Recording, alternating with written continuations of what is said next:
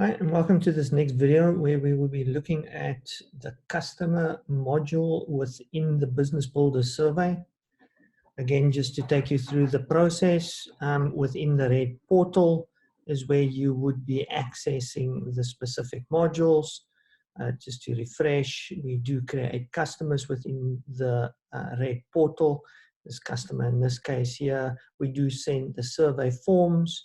Those survey forms are then tracked. As soon as there are responses, you are able to view those response details or generate a formatted report for the customer. At the same time, we are able to assign development modules for the customer. In this case, we are doing the Business Builder as a primary development tool, and we are also able to do the Growth Accelerator, but focused on the Business Builder as a primary. Once the customer has accessed that and you've assigned the modules, you can also access the content by going to View Module. And there, as illustrated in previous sessions, you'll be finding the relevant module we're focusing on today, which is the customer base. Looking at growing and keeping customers within the business. This is closely linked to market definition. Within market definition module, which we'll cover in future videos, you will see that we do focus on the customer profile. So determining what that customer profile is, and then here focusing on the CRM, so customer relationship management within the business, lifetime value calculator, and most importantly, the customer satisfaction survey. For this quick video, we'll be looking at the customer maturity assessment, which you are able to download the assessment. Once you've opened the assessment, you can then easily follow the instructions. On the main page, it's always important to weight the analysis depending on where the customer's priority is. So CRM, maturity, customer relationship management is not a system or any particular system. I know we associate it with the CRM in broad terms as being the sales tool that we use within the business, but CRM here refers to the customer relationship management across the entire business. So we are looking at areas from senior level commitment to providing customer service. We're looking at customer centricity of the organization, alignment of the company's objectives to achieving good customer satisfaction, and the customer satisfaction survey process, customer strategy, knowledge creation. Do we know the customer not only from a profile, but where they go through within the business, business intelligence, analytics, campaign management, performance management within the company, what touch point integration. So do we know the entire flow of the customer from sales through the order to cash process, through delivery, and then maintaining that customer? What are the maturity of this process within the organization?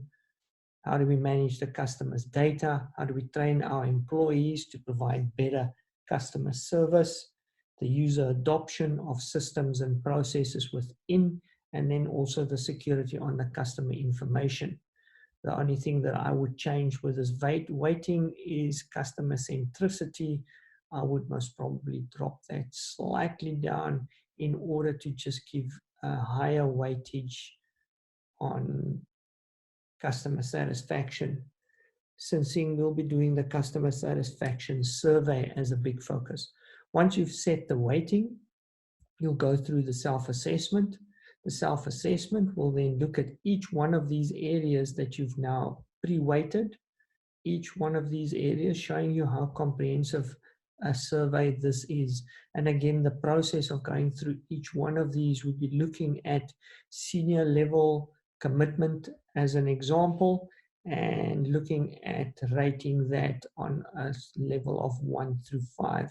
So going through each one of these questions on looking at senior management has committed to providing adequate financial, human capital, technical resources. So do we really align the company to providing customer centricity and customer service levels? Senior management has set a clear vision, mandate, and objectives in the roadmap on how we actually deal with the customers, which are vital. Senior manager is dedicated to improving customer support, in general normally are, or senior manager prepared to enhance current CRM to which they are. So I would say the areas that we would then look at, management understands the CRM philosophy. So I think that too would be re-looking at those. So senior level commitment, reanalyzing that. Customer centricity is a company overall. Customers are strongly focused on by all departments and businesses. Normally, yes. Customer needs drive our business planning and decision-making strategy. Yes, but could improve. Customer profiles have been developed, and this would be done within the previous module. If not completed, then rate that low, with actions to complete the actual profiles of those customers. Customers that deal with multiple staff and departments do not have to repeat information, so that means how we manage the information, service levels agreements, and there's a reward and recognition program that's in place. Alignment with objectives of the company, so looking at whether or not CRM is a key strategic initiative that has been slated in our business and strategic plan. Vital that this is done as an absolute focus within the business, not just service, but how that broad customer relationship management focuses across the business. Senior management has agreed the CRM is crucial to meeting the objectives of the future. Normally not a problem. Each functional department has documented clear CRM goals and objectives. Very important that as we look at the touch points of a customer moving from pre-sales, sales, delivery, and then maintaining that relationship or retention, that those are clearly documented. Customer satisfaction. So definitely that we do continuous customer satisfaction survey programs needs to be done.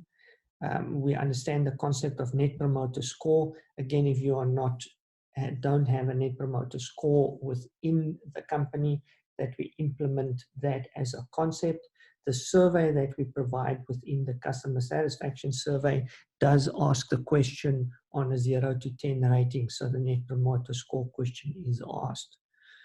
We follow up results with our customer and satisfaction. So how good are we with follow up? And have we actually structured the customers within the program, in our company, as different tiers? So that means not providing dedicated resources at all levels, but actually structuring that in line with what the revenue from a particular customer group is. So tiering the customer group as they go across the industry. Customer strategy. We have a clearly articulated strategy on how to acquire, retain the value of our customers. So critical to do, and again, if the lifetime value of the customer is not known, within this module we provide a lifetime value calculator that will help you calculate the lifetime value of the customers within this module.